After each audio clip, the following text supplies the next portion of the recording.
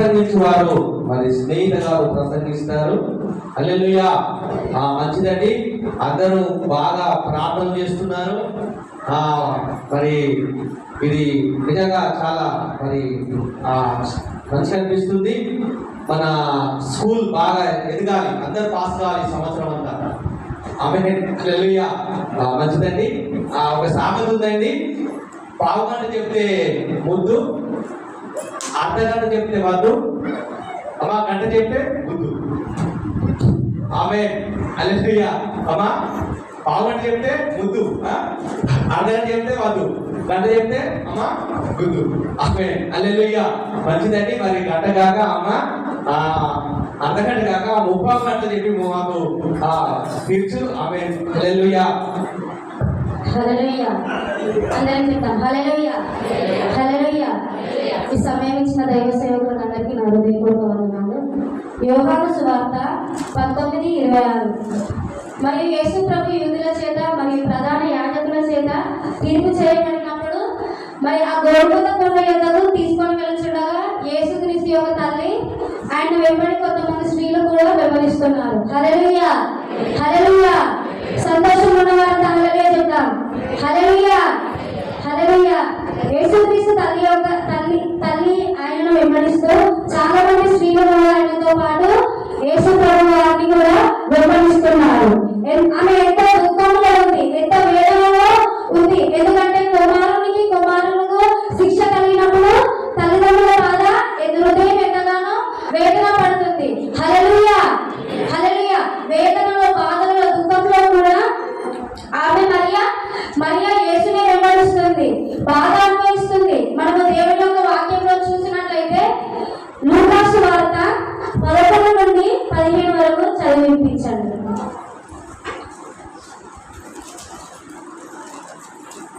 లూకా సువార్త 7వ అధ్యాయం 11 నుండి 15 వరకు.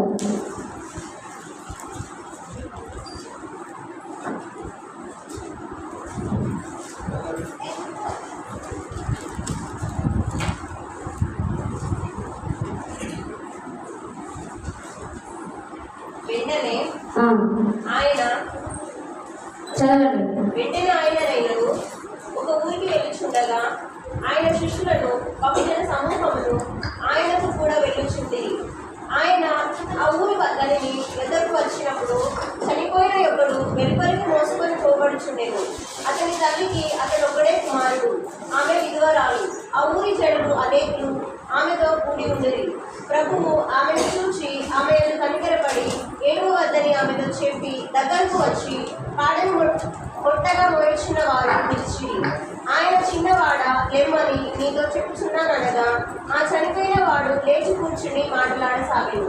హల్లెలూయా, హల్లెలూయా. అక్కడ యేసు ప్రభు నయ్యుమాను గ్రామానికి వెళుచున్నాడు. అక్కడ ఒక విధవరాలు కూడా ఉంటుంది. ఆమె కుమారుడు చనిపోయి ఉన్నాడు. హల్లెలూయా. ఆ కుమారుని వాళ్ళందరూ మోసుకొని వెళ్తున్నారు. ఎందుకు మోసుకొని వెళ్తున్నారంటే వెలుపలికి వస్తున్నారు.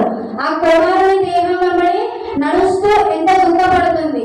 ఎందుకంటే ఆమె విధవరాలు, ఆమెకు ఒకగానొక కుమారుడు ఉన్నాడు కాబట్టి ఆ కుమారుడు చనిపోతున్నాడని ఆమె ఇంత దుఃఖంలో ఉంది.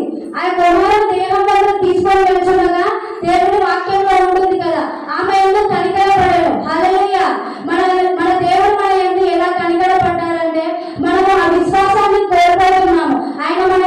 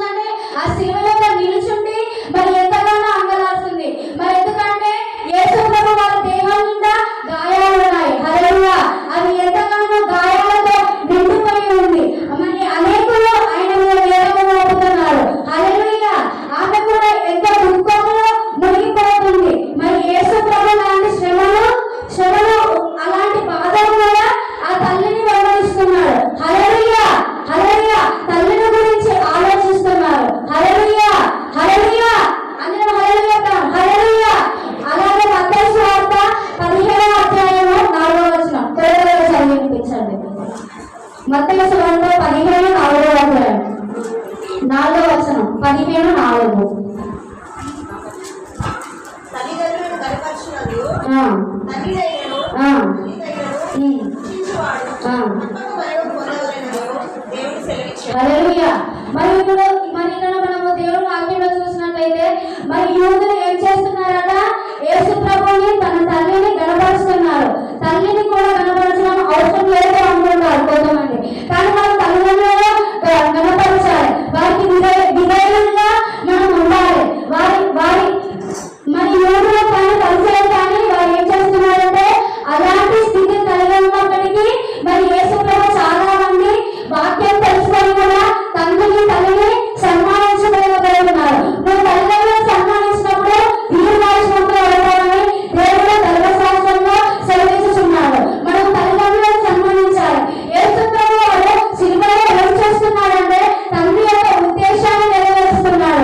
హల్లెలూయా, హల్లెలూయా. తండ్రి మీద ఉంచిన బాధ్యతలో నెరవేరుస్తున్నాడు.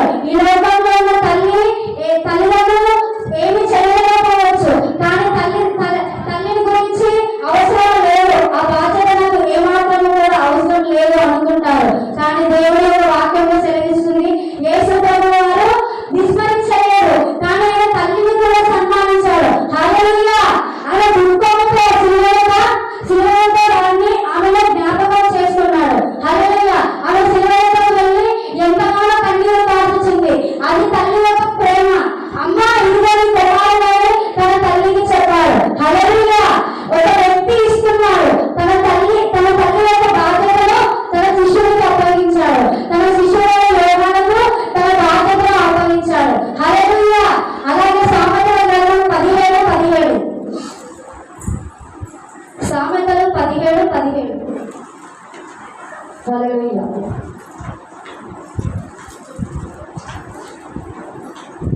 సామెతలు 17:17. నిజమైన స్నేహితుడు విడుదలతో ప్రేమించును, దుర్దశలో మట్టివాడు సహోదరుడుగా ఉండును. హల్లెలూయా. యేసు ప్రభు వారు కూడా తన శిష్యులను ఏమని చెప్తున్నారు? మీరు నాకు స్నేహితులు. ఒకరు తన స్నేహితునితో మాట్లాడినట్లు నేను మీతో మాట్లాడుచున్నానని చెప్తున్నారు. ఇవన్నీ తండ్రి వల్ల కలిగిన సంగతులు అన్నింటినీ కూడా స్నేహితునికి బయలుపరుస్తున్నాడు.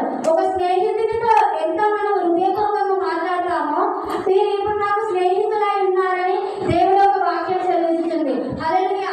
ఎంతో మంది యవనస్తులు చూసినట్లయితే ఈ లోకపు ఆశలో ఈ లోకపు చూపుల్లో పడిపోతున్నారు.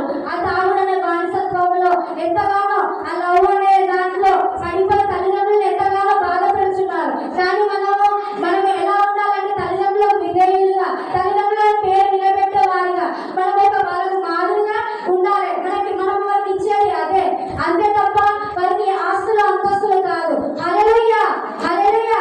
యేసు ప్రభు వివరిస్తుంది శ్రమ పొందినందుకు ఆయన తీర్పు జరుగుతున్నప్పుడు ఆయన ఎంతగానో గాయపరుస్తున్నారు. హల్లెలూయా. సిలువకు పట్టినప్పుడు అక్కడ ఉన్నది ఎవరైనా దుర్దశలో అటువాడు సహోదరుగా. ఎవరు సహోదరులండి? తల్లి యొక్క బాధ్యతను, తండ్రి యొక్క బాధ్యతను, కుటుంబం ఒక బాధ్యతను స్వీకరించవలసి ఉంటుంది. హల్లెలూయా. యేసు ప్రభు యోహానుకు అప్పగించాడు. హల్లెలూయా. కాబట్టి మన జీవితంలో కూడా మనము కొన్ని పనులు చేస్తాము. మనము కూడా మన జీవితంలో కొన్ని పనులు చేస్తున్నప్పుడు మనము కూడా కొన్ని బాధ్యతలను తీసుకుంటాము. హల్లెలూయా, హల్లెలూయా. అలాగే ఆదికాండము 47:12.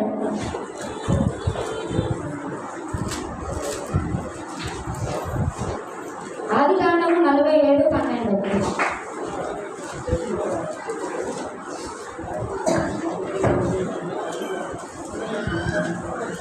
ఆదికాండము 47:12. మరియు యోసేపు తన తండ్రిని, తన సహోదరులను, తన తండ్రి కుటుంబవారందరినీ వారి వల్ల హల్లెలూయా. వారికి ఆహారం ఇచ్చను. హల్లెలూయా. వారిని సంరక్షించను. తన తల్లిదండ్రులు ఎంతగానో కరువులో ఉన్నారు. హల్లెలూయా. కానీ యోసేపు మాత్రము ఒకడు ఉన్నతమైన స్థితిలో ఉన్నాడు. హల్లెలూయా. క్షేమకరమైన స్థితిలో ఉన్నాడు. హల్లెలూయా. అతనికి క్షేమం కలిగింది. అతను తన తల్లిదండ్రుల జ్ఞాపకం చేసుకొని తన ఇంటి వారిని అందరినీ ఆదరించాడు. హల్లెలూయా.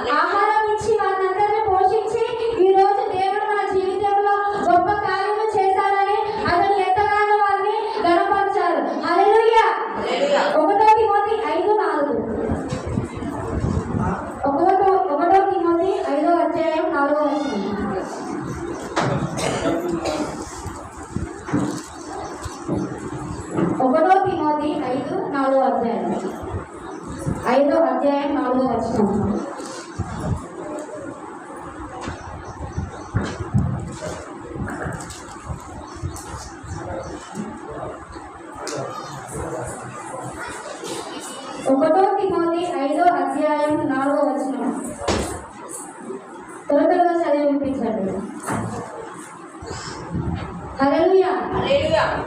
తల్లిదండ్రులకు ప్రతి ఉపకారం చేయించున్న తర్వాత ఇంటికి వెళ్ళినాక చదువుకోండి. హల్లెలూయా. అయితే ఏం చేస్తున్నాడు? తల్లిదండ్రులకు ప్రతి ఉపకారము చేస్తున్నాడు, దేవుని దృష్టికి అనుకూలమైనది.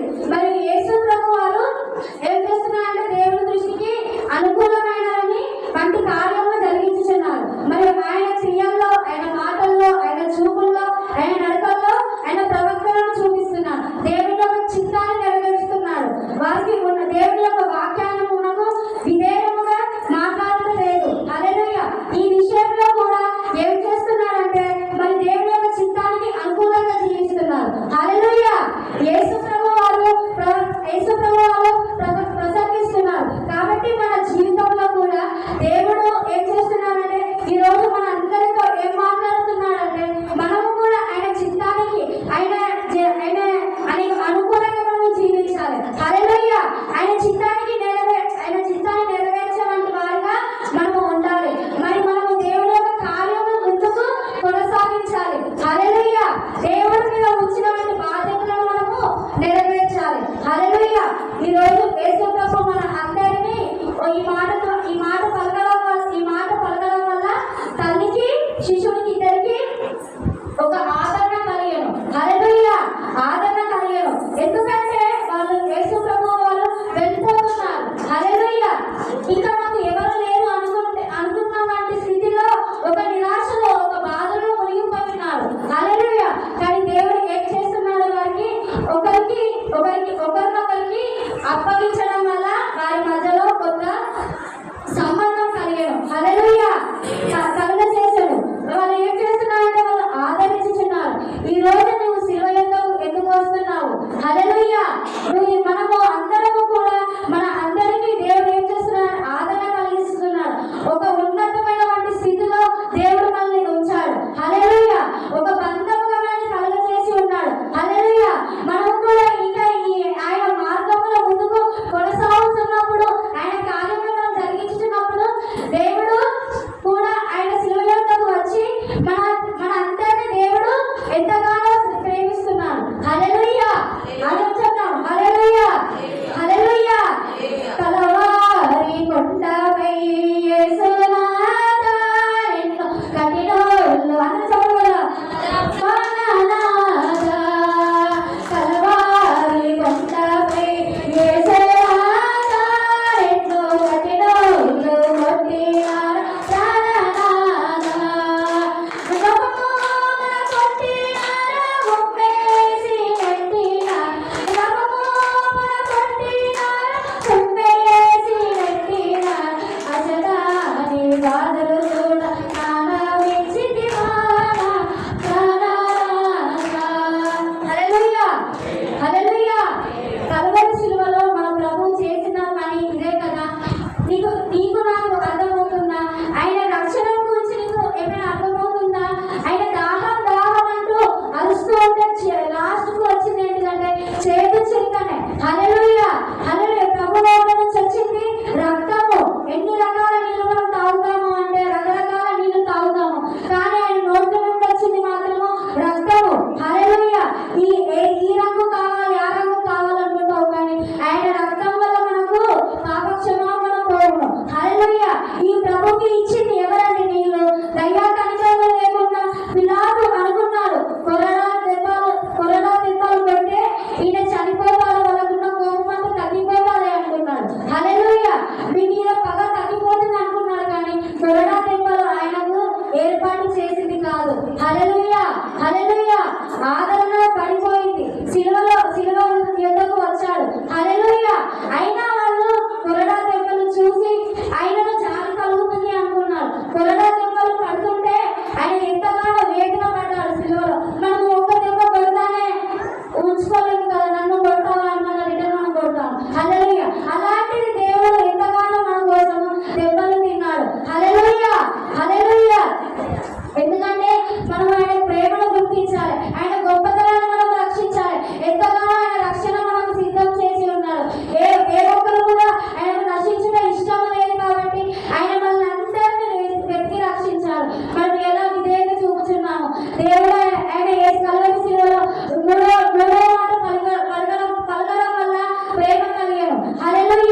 హల్లెలూయా. నా కొరకు చిందించిన రక్తం అనుకున్నాను. హల్లెలూయా. తెలుసా, నీకు ఇష్టమైన నీవు ఉండాల్సిన స్థానంలో, నేను ఉండాల్సిన స్థానంలో ఆయన మన కొరకు నలగొట్టబడను, ఆయన మన కొరకు హింసింపబడను, ఆయన మన కొరకు ఎంతగానో చిందించను.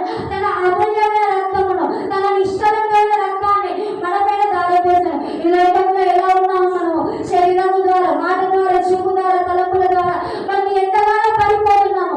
మనం వాడికి సిలువ వేస్తున్నాము. హల్లెలూయా. అలాంటి వారు మనం ఉండకూడదు. ఎందుకంటే ఇంకెన్ని రోజులు ఇలా జీవిస్తావు, ఇంకెన్ని రోజులు నీకు రక్షణ సువార్తలు పోతున్నాయి, ఇంకెన్ని నువ్వు మారవా అని దేవుడి వాక్యం మనకు సెలవిస్తుంది. అయినప్పటికీ మీరు మారండి.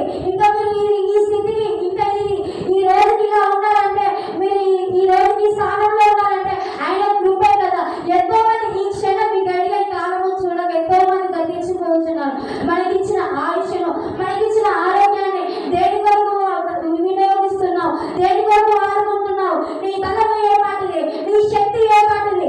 ఇవన్నీ ఆవిరి జీవితాలు, ఇంతలో కనపడి అంతలో మాయమైపోయే ఆవిరి జీవితాలు. ఇంకా నేను మనం మార్పు చెందుదాం. ఇంకా నేను ఆయన శిలువ వద్దకు వచ్చి ఆయన పాదాల వద్దకు వచ్చి, దేవా నన్ను క్షమించు, దేవా నన్ను కలవాలి. మనమందరము ఆయన వద్దకు వచ్చినప్పుడు ఆయన ఎంతగానో మనం ప్రేమించుచున్నారు.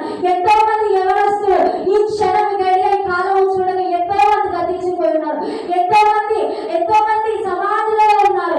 ఎందుకంటే వారు దేవుని ఎరగలేకపోతున్నారు. ఎందుకంటే వారు దేవుని ప్రేమను తెలుసుకోలేదు కాబట్టి వారు ఆ స్థానంలో ఉన్నారు. కాబట్టి గుర్తించుకో, నువ్వు నీ స్థానంలో ఎందుకున్నావు, ఎందుకు ఇలా జీవించుచున్నాము, ఎందుకు మనం ఇంతవరకు ఇలా ఉన్నామంటే ఆయన ప్రేమను బట్టే కదా. ఎంతో మందికి వాక్యము లేక ఎంతో మంది కరువైపోతున్నారు. హల్లెలూయా. హల్లెలూయా. పండుకున్న వారంతా హల్లెలూయా, హల్లెలూయా. పండుకున్నవారు హల్లెలూయా, హల్లెలూయా. ప్రార్థన చేసుకుందాం. పరిశుద్ధుడానికి స్తోత్రములు ప్రభువా. అయ్యా, ఈ మూడో మాట ద్వారా ప్రభువా మాకు ఎంతగానో ఆదరణ కలిగించావు ప్రభువా. ఓ గొప్ప దేవుడానికి స్తోత్రములు ప్రభువా. ఓ దేవానికి వందనాలు ప్రభువా. అయ్యా, ఒక తల్లి తన కుమారుని ఎడల అయ్యా జాలి చూపునందు ప్రభువా. అయ్యా, మేము జాలి చూపాలి ప్రభువా. అయ్యా, ఏ పాటి ప్రభువా మా జీవితాలు ప్రభువా. అయ్యా, ఇంతలో కనబడి అంతలో మాయమైపోయే ప్రభువా ఆఖరి వంటి జీవితాలు కదా ప్రభువా. ఓ గొప్ప దేవుడానికి స్తోత్రములు ప్రభువా. అయ్యా, మనందరినీ జ్ఞాపకం చేసుకోండి ప్రభువా. అయ్యా, నువ్వు మాట పలకడం వల్ల ప్రభువా మాకు ఆదరణ కలగను ప్రభువా. అయ్యా, నువ్వు మాట పలకడం వల్ల ప్రభువా మాకు జీవము కలగను ప్రభువా. ఓ గొప్ప దేవుడానికి స్తోత్రములు ప్రభువా. అయ్యా, నీకే వందనములు చెల్లిస్తున్నాను ప్రభువా. అయ్యా, నీకే వందనాలు, స్తుతులు, స్తోత్రాలు చెల్లిస్తూ ప్రభువా. అయ్యా, మాకు మేము తగ్గించుకొని ప్రభువా నీ నామాన్ని హెచ్చిస్తూ ప్రభువా యేసు పరిశుద్ధ నామములో అడుగుచున్నాం తండ్రి. ఆమేన్, ఆమేన్, ఆమేన్. దేవుడి ఈ చిన్న వాక్యాన్ని దేవుడు మనందరి వినికిడిలో ఫలింపజేయను కాక. హల్లెలూయా. ఈ సమయం ఇచ్చిన డాడీకి, దైవ సేవకులందరికీ నా హృదయపూర్వక వందనాలు. హల్లెలూయా. హల్లెలూయా. మంచిదండి. మరి మంచి వర్తమానం చెప్పింది. మరి నేను ఇలా చెప్తున్నా అనుకోలే, బాగా చెప్పింది, బాగానే వాడుకోవట్టుంది. అంటే ఎక్కువగా మరి బాగా ఎక్కువ వింటాంటది అందరి మరి దైవజనుల వర్తమానాలు రోజు వింటూ ఉంటుంది. హల్లెలూయా. అలా వినడం వలన విశ్వాసం కలిగిందని. Praise the Lord. హల్లెలూయా.